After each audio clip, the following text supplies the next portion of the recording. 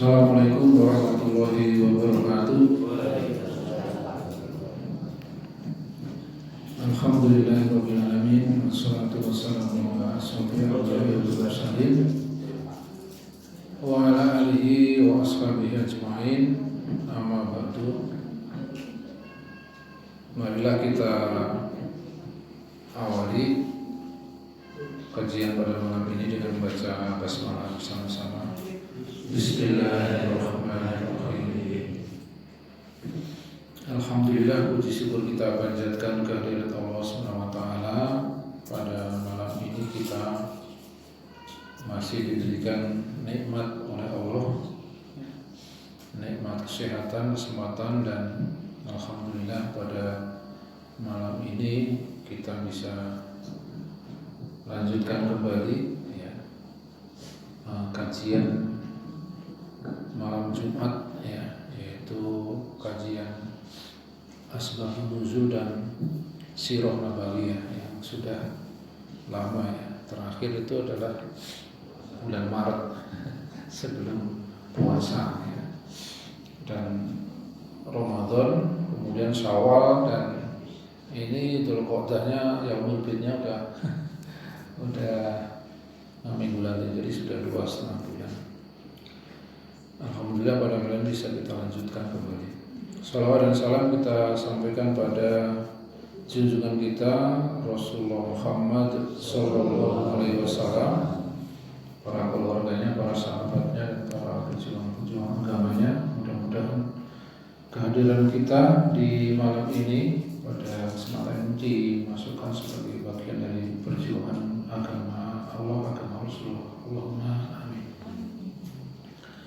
Jadi pada kesempatan ini saya akan menyampaikan sebuah asbabun nuzul yang singkat, yaitu surat Al-Adiyat ayat 1. Itu sebenarnya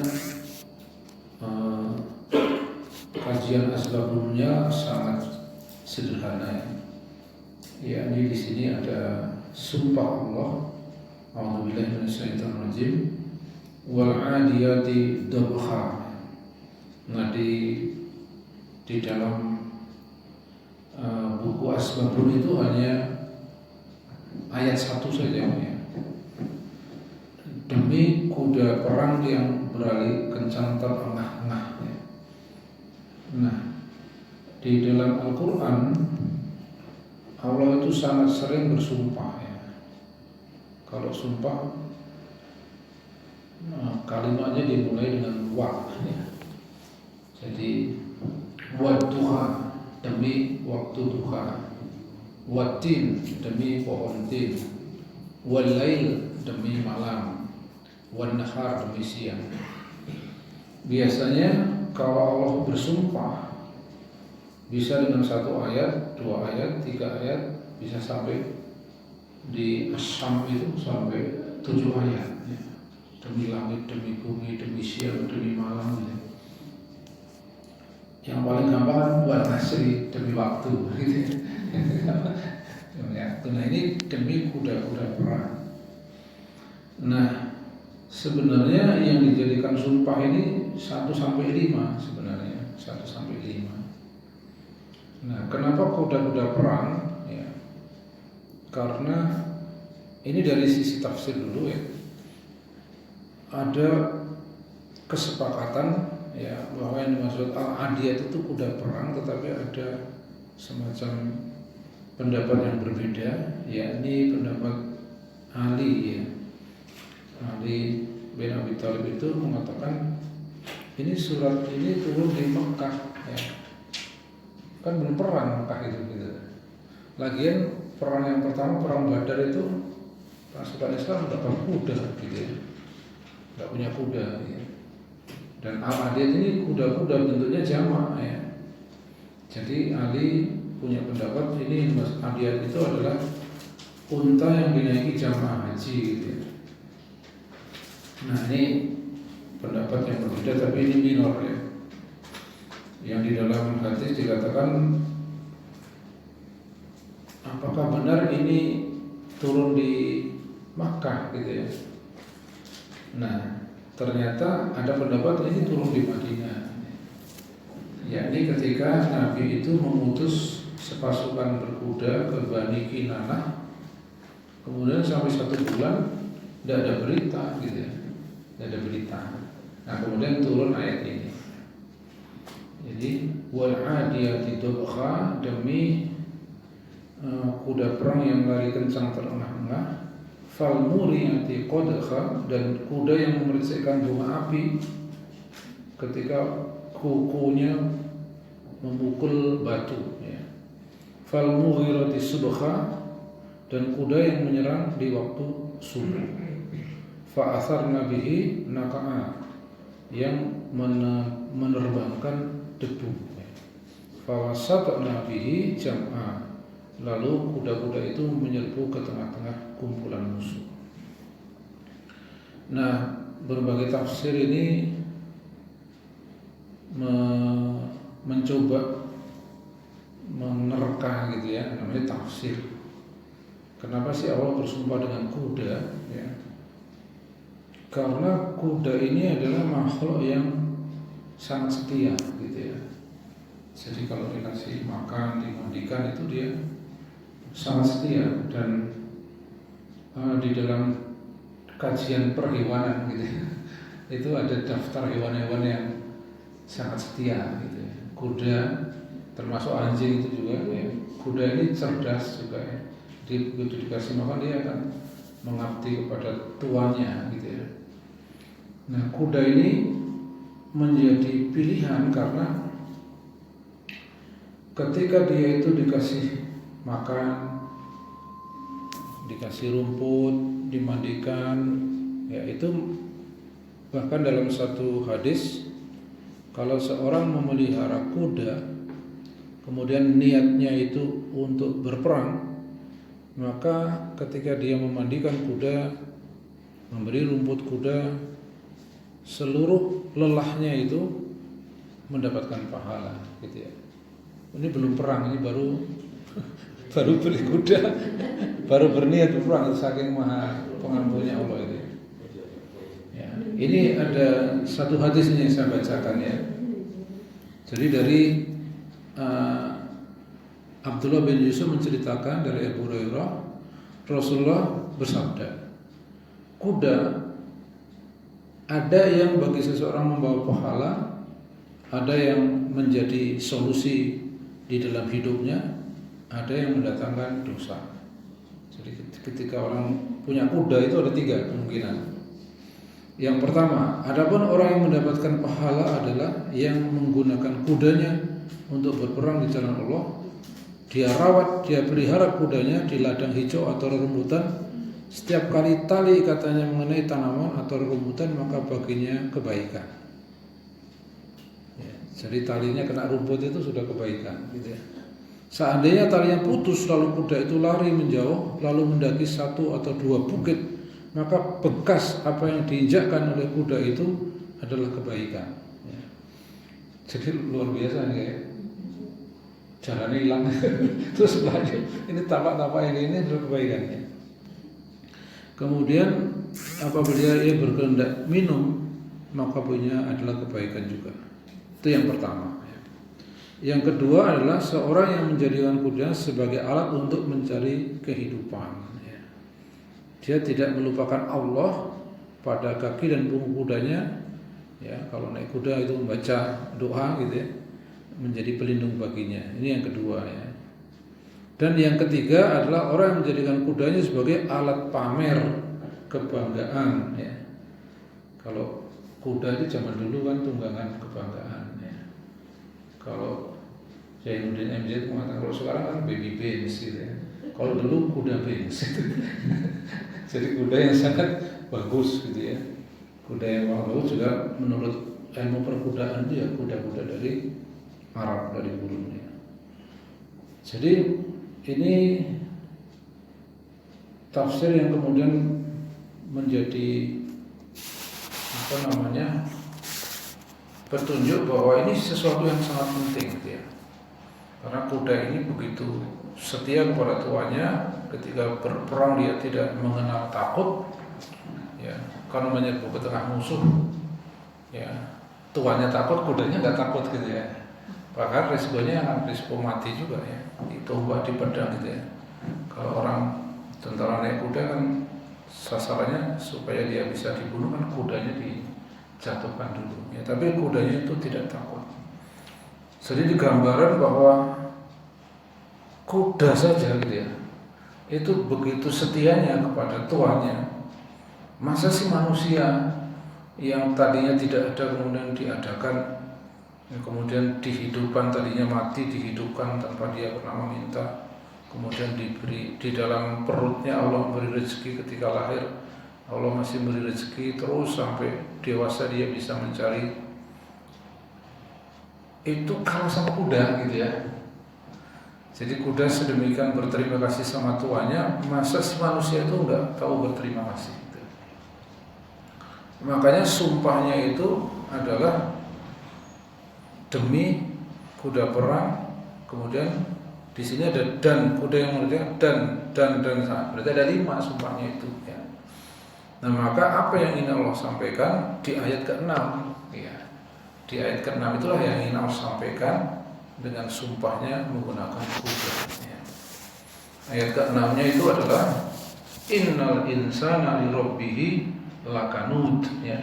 Sesungguhnya manusia itu sangat ingkar ya, sangat tidak bersyukur, kalah sama kuda kan gitu ya, sangat ingkar kepada Tuhannya ya. Kuda aja begitu setia sama tuannya, dan manusia itu sangat ingkar kepada Tuhannya. Itu logikanya begitu ya. Dan sesungguhnya dia mengakui ya, wa innahu ala zalika la syahid, sesungguhnya dia mengakui keingkaran itu gitu ya. Wa innahu li hubbil khairi lasyadid. Nah, keingkaran itu ya, itu disebabkan adalah sesungguhnya cintanya kepada harta benda sangat berlebih-lebihan ya. Jadi tidak bersyukurnya, ingkarnya itu sebabnya adalah karena cintanya kepada harta benda yang berlebih-lebihan ya. Kemudian Allah memberi nasihat gitu ya. Afala ya'lamu idza bu'sira ma fil kubur ya. Apakah maka tidakkah dia manusia itu mengetahui apabila yang di dalam kubur dikeluarkan ya. Nah, ini sudah menjadi ciri khas ayat-ayat awal Makkiyah ya, ayat-ayat terutama juz 30 ya. Ini kan juz 30. Itu pasti ada yang menyangkut alam akhirat, ayat-ayat akidah ya.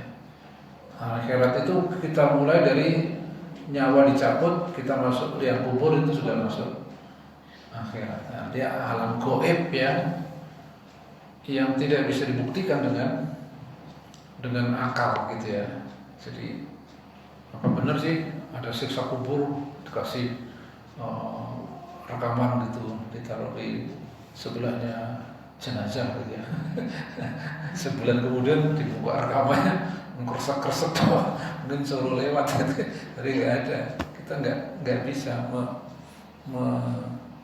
melogika siksa kubur gitu ya. Siksa kubur, sehingga siksa kubur itu adalah perkara gaib. Perkara gaib itu adalah perkara akidah ya.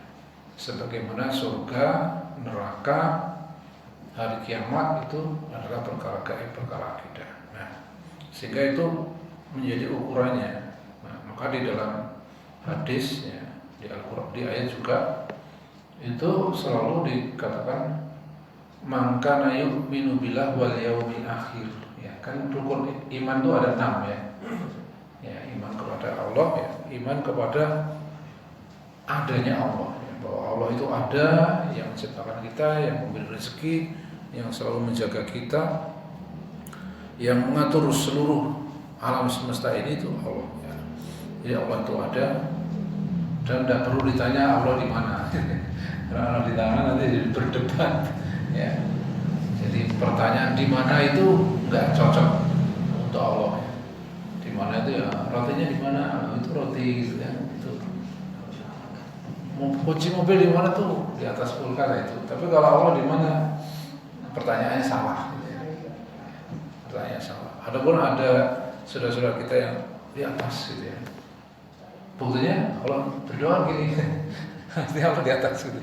Modelnya gini gitu. Nah, jadi itu beriman kepada Allah, kemudian kepada Rasul, kepada kitab, kepada hari akhir, ya, kepada takdir, ya, malaikat, ya. Jadi Allah, Rasul, kitab, malaikat, hari akhir dan takdir. Nah, Allah sering menggunakan man kana yu'min billah wal yaumil akhir. Ini adalah perkara gaib yang mestinya menjadi menjadi hal yang banyak mempengaruhi seluruh pikiran kita dan keputusan-keputusan kita di dalam berbuat di dalam kehidupan ini. Di sini banyak ayat yang kalau kamu beriman kepada Allah dan hari akhir maka begini-begini. Kalau beriman kepada Allah dan hari akhir, muliakanlah tamunya. Yang beriman kepada Allah dan hari akhir, muliakanlah tetangganya dan seterusnya. Sampai kepada yang berat-berat, ya. Jadi hukuman bagi pezina adalah dicambuk. Ya. Itu kalau kamu benar-benar beriman kepada Allah dan hari akhir.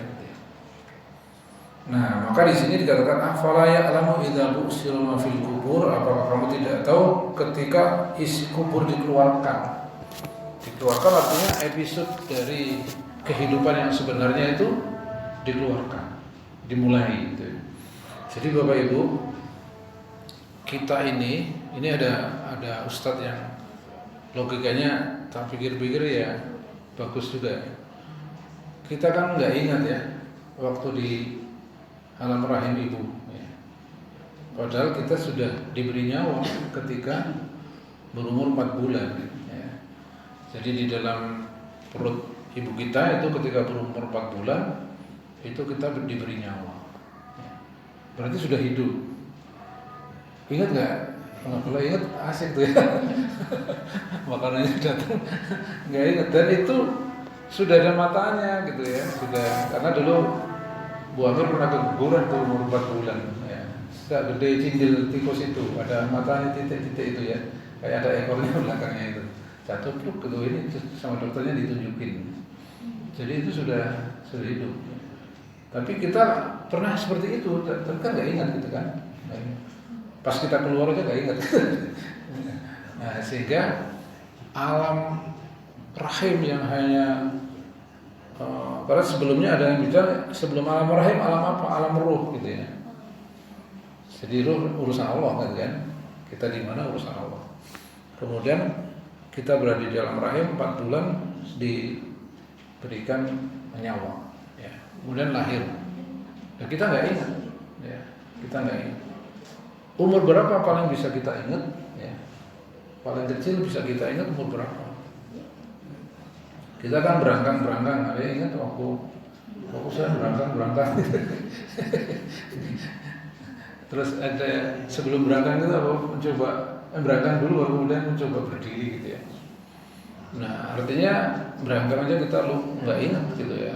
Apalagi yang di alam rahim kita nggak ingat. Nah, kemudian tahu-tahu kita hidup, kemudian sudah besar begini, punya anak, punya cucu, tua dan meninggal, masuk alam kubur. Nah, nanti di alam kubur itu Allah akan kasih ingat kita di alam dunia ini, gitu ya, akan kasih ingat, ya. Di alam akhirat juga akan kasih ingat, ya. Dulu kita kan di dunia ngapain, gitu ya. Dan alam kubur itu adalah alam yang lebih panjang dari alam dunia lebih panjang dari alam rahim, ya kan? Alam rahim 9 bulan 10 hari. Ya, mungkin ada yang molor-molor dikit.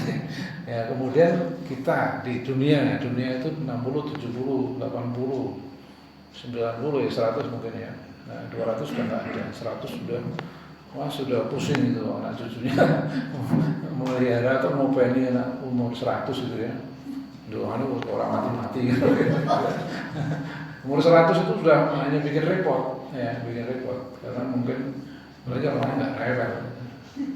100 tahun. 100 tahun. Nah, begitu masuk alam kubur Alam kubur start di situ sampai hari kiamat. Ya, saya nggak tahu, kita nggak tahu, mungkin 100 tahun, mungkin 200 tahun, mungkin 1000 tahun. Tapi alam kubur ada akhirnya, yaitu ketika terjadi kiamat dan dibuka seluruh isinya di sini kan. Afala ya'lamu idza bu'sira ma fil kubur. Apakah kalian tidak mengetahui, tidak memperhatikan ya apa yang di dalam kubur itu dikeluarkan gitu ya. Jadi manusia sejak zaman Nabi Adam sampai nanti berapa ribu tahun lagi dibuka ya. Dan nanti akan keluar ya seperti apa ya, laron laron kalau musim-musim itu udah betul gitu ya. Dan kondisinya sesuai dengan amalan masing-masing ya. Dan dikatakan itu kan kondisi ketika alam semesta sudah dihancurkan, kemudian kondisi yang kita sebut pada mahsyar itu adalah kondisi ketika tidak ada lembah, tidak ada gunung, tidak ada daratan, tidak ada lautan, semuanya seperti dataran yang rata gitu ya. Sehingga di sana ada orang yang keringatnya sampai mata kaki, ada keringatnya sampai lutut, ada yang tenggelam dengan keringatnya itu. Dan banyak hadis-hadis yang mendetailkan peristiwa kiamat itu ya. Dan di sini wa khusila ma fis sudur, dan apa yang tersimpan di dalam dada akan dilahirkan. Jadi semua yang selama ini yang tahu hanya kita sendiri itu akan dikeluarkan ya. Artinya di sini kita akan diadili di hadapan Allah. Jadi kan di sini kan kita mungkin ada sesuatu rahasia hidup yang kita sendiri yang tahu dan Allah. Nah, nanti di sini kan wa khusila ma fis sudur. Inna rabbahum bihim yawma idzil khabir, sesungguhnya mereka pada hari itu Tuhan mereka pada hari itu maha teliti. Nah, Bapak Ibu sekalian, teliti apa? Teliti di dalam mengadili gitu ya. Karena di sini kan surat Al-Adiyat itu adalah surat yang ke-100 ya. Surat yang ke-100. Sebelumnya ada surat Al-Zalzalah ya, idza zulzilatil, yang dimana akhir ayatnya adalah faman ya'mal mithqala dzarratin khairan yarah wa may ya'mal mithqala dzarratin syarran yarah. Jadi siapa yang mengerjakan kebaikan seberat zarah, zarah itu kecil sekali ya. Zarah itu kan bahasa Arab atom, bahasa atom itu zarah. Jadi kebaikannya sekedar anak coro walid, misalnya coronya tak walid, itu menolong coro walid. Kalau kita kan coro walid, sudah cepat ini walid. Ya, jadi kalau ada coro terbalik itu apa yang kita lakukan? Menolong supaya coronya pergi kembali ke rumahnya, atau mulai sendal cepet dibunuh. Ya tidak apa-apa sih ya, kalau kita membunuh asal menyebut nama Allah kan ya itu. Karena ini kuda ini ya, kembali ke masalah kuda itu ada 9 ayat gitu ya. Ada 9 ayat yang di dalam Al-Quran menyebut kuda ya. Ini berarti kan kuda ini cukup penting gitu ya. Cukup penting karena apa? Karena pasukan jihad di Mekah Nabi itu berdakwah 13 tahun. Mungkin yang bisa masuk Islam hanya ratusan ya. Nggak sampai 1000, nggak sampai, ratusan aja. Jadi yang ikut hijrah itu hanya beberapa puluh, paling banyak 100-200 ya. Padahal 13 tahun ya. Karena dakwahnya seperti ini saja. Dakwahnya hanya berbicara ya, seperti ini, menyeru, nek gelem ya melu, nek ora ya wis, boleh sing melu gitu ya. Itu menyeru. Nah, sementara Nabi selalu bertemu dengan tokoh-tokoh, dengan penguasa, di mana seluruh Nabi itu ketika ketemu penguasa, itu pasti penguasa itu pasti menolak. Mulai dari Nabi Ibrahim, dibakar Nabi Ibrahimnya, Nabi Musa, ya, dan Nabi Saleh, Nabi Nuh, Nabi Lut, itu semua itu pasti penguasa itu menolak. Makanya bahasa Al-Quran mengatakan a'immah, ya, pemimpin-pemimpin. Kadang dikatakan pemimpin-pemimpin yang hidup mewah. Jadi bukan hanya sekarang, sekarang mewah sampai korupsi ratusan triliun gitu ya, karena hidup mewah. Ya. Nah, jadi ketika Nabi sudah di Madinah, ya, kemudian dia itu posisinya sudah berubah menjadi bukan hanya pimpinan dakwah tapi juga semacam kepala negara begitu ya. Maka dakwah Nabi itu kemudian diizinkan menggunakan kekerasan. Jadi Nabi itu sebelum wafat itu sempat mengirim 12 utusan ya, ke Mesir, kemudian Persia ya, ke perbatasan ini Romawi gitu ya. Dan yang menerima itu, penguasa-penguasa yang menerima surat itu macam-macam ya, macam-macam. Ada yang menerima dengan baik, ada yang marah ya, yang Kisra Persia itu marah ya, terus suratnya dirubah-rubah ya, suratnya Nabi itu dirubah-rubah.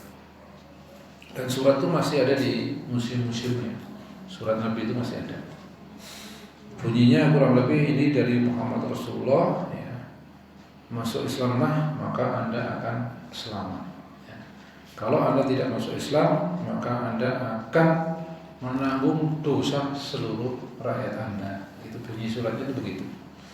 Kenapa? Karena rakyat itu syukur manut ya. Rajuli Hindu ya rakyatnya Hindu, Rajuli Buddha ya rakyatnya Buddha, Rajuli Lebu Islam ya biasanya rakyatnya kemudian masuk Islam. Seperti cerita Wali Songo itu ya. Wali Songo kan raja-raja Majapahit sampai Brawijaya kan Hindu tuh ya. Sebelumnya Buddha. Tapi begitu Raden Patah ini salah satu putra Brawijaya yang kelima itu menerima Islam, masuk Islam, kemudian dikasih tanah perdikan di Demak, mendirikan kesultanan. Ya kemudian kan menjadi Islam. Dan itu mungkin kita juga Islamnya karena itu. Ya, karena itu. Nah, sehingga Bapak Ibu, kuda ini menjadi ujung tombak jihad, gitu ya. Jihadnya sekarang pakai pesawat tempur, pakai roket, pakai meriam. Ya. Dulu kuda aja kan, tombak, lembing, panah gitu ya. Nah, sementara pasukan jihad ini ujung tombak penyebaran Islam gitu ya.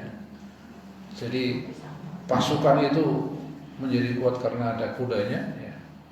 Sehingga ada kisah yang menarik sekali ketika Nabi mengirim surat-surat itu kan Nabi kemudian wafat. Ya, maka kemudian dilanjutkan Abu Bakar ya. Abu Bakar kemudian mengirim pasukan ya ke perbatasan Rum itu, tapi tidak ada pertempuran yang berarti. Abu Bakar pun kemudian wafat cuma 2 tahun Abu Bakar itu. Nah, yang intensif mengirim pasukan-pasukan itu adalah Umar bin Khattab, sehingga sampai membuat semacam peternakan kuda perang. Jadi membuat peternakan kuda bukan untuk olahraga, jadi memang dipersiapkan untuk kuda. Dan ini sebagaimana surat Al-Anfal ya, ayat 60 ketika Allah mengatakan dan persiapkanlah kekuatan apa saja ya, dengan itu kamu menggentarkan musuhmu dan musuh Allah yang berupa kuda-kuda yang ditambat. Nah, jadi musuhnya melihat kuda ditambat banyak itu sudah takut gitu ya. Wah, ini mesti pasukannya hebat. Nah, seperti itu. Nah, sehingga pada saat Umar bin Khattab itu menjadi khalifah inilah dijadikan dasar oleh Nabi untuk membuktikan doanya ya, ketika suratnya ke Kaisar Kisra itu dirubah, Nabi berdoa mudah-mudahan Allah merubah kerajaan Kisra gitu kan ya. Nah, ini Umar bin Khattab ini pada saat dia itu menjadi khalifah ya, itu mengirim pasukan ke Persia ya. Jadi pasukannya sebenarnya Umar waktu itu mau memimpin sendiri gitu ya, mau memimpin sendiri. Ya. Karena Nabi Muhammad kan sering memimpin sendiri gitu ya. Perang Uhud, perang Badar itu kan Nabi memimpin sendiri. Bahkan perang Tabuk itu Nabi memimpin sendiri. Nah Umar itu ingin memimpin sendiri, tapi kemudian para sahabat-sahabatnya ini, jangan Umar, nanti ini mudarat ini ya, ini berbahaya kalau sampai Anda sebagai khalifah nanti memimpin, kalau terbunuh repot, boleh ganti. Nah akhirnya Umar bersedia tidak berangkat, dan kemudian dia memilih namanya Sa'ad bin Abi Waqqas ya, seorang sahabat yang sangat adil, sangat pemberani, dan juga sangat cerdas, ahli strategi perang. Maka bersama Sa'ad bin Abi Waqqas ini ada 30.000, sudah sangat besar berarti kan ya, 30.000 pasukan waktu itu.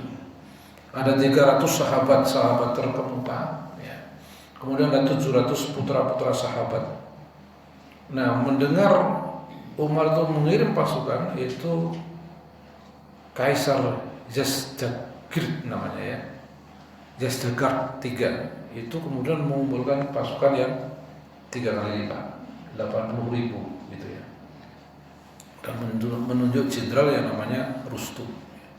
Ini negosiasi pertama ya, dikirim Mughirah bin Syu'bah, enggak bisa ya, kan biasanya kalau datang tuh ditawarin masuk Islam dulu ya. Kalau cukup langsung diserbu, enggak, ditawarin untuk masuk Islam. Kalau enggak mau masuk Islam ditawarin untuk tunduk. Jawabannya oh enak aja tunduk. Pasti gitu. Tunduk itu kan bayar jizyah namanya. Gitu. Ditawarin masuk Islam, kalau masuk Islam sudah menjadi bagian dari wilayah Islam. Kalau enggak mau tunduk jadi bagian wilayah Islam, tadi masih tidak harus beragama Islam. Kalau ditawarin masuk Islam tidak mau, ditawarin tunduk tidak mau, baru ya sudah kita perang. Jadi yang pertama Mughirah bin Syu'bah, yang kedua adalah Rabi' bin Amir. 2 utusan Sa'ad bin Abi Waqqas itu gagal ya. Jadi akhirnya perang. Dan perang hari pertama, hari kedua itu banyak terbunuh, 80.000. Ada pasukan gajahnya 30, ada gajah putih yang terlatih memimpin gajah-gajah itu. Nah kemudian datang bala bantuan dari Yarmuk, yang kemudian ada ide, ini kalau kudanya pada ketakutan lihat gajah-gajah itu, kudanya lari. Terus akhirnya ide kudanya dikasih rumbe-rumbe sini gitu ya, apa? Dikasih jambul, dipacai lah gitu.